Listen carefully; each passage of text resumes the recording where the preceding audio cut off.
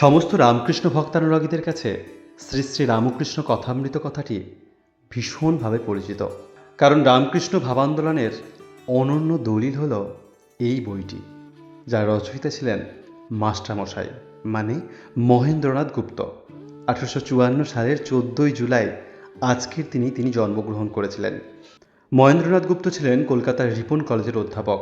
তিনি অধ্যাপনার পাশাপাশিও ডায়েরি লিখতেন। 1882 সালে রামকৃষ্ণ পরমহংস অর্থাৎ ঠাকুরের সঙ্গে তার প্রথম আলাপ হয়।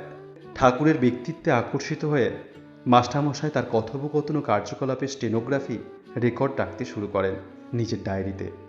এই রেকর্ডটি পরবর্তীকালে শ্রী শ্রী রামকৃষ্ণ কথামৃত নামক বইয়ের আকারে প্রকাশ পায়। ঠাকুরের মৃত্যুর পর তিনি ঠাকুরের এই চিন্তাভাবনাগুলোকে সঠিকভাবে লোকসম্মুখে প্রচার করার জন্য এই ডায়েরি প্রকাশের সিদ্ধান্ত নেন এবং তার আগে তিনি মায়ের অনুমতিও নেন। কথামৃত শব্দটি প্রথমে ছিল না।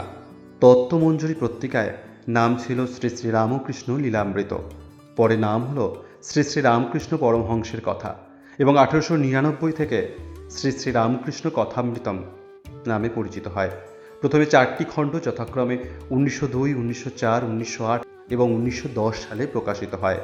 পরবর্তীকালে মাস্টারমশাইয়ের অসুস্থতার কারণে আরেকটি খণ্ড 1932 সালে এটি প্রকাশিত হয়েছিল।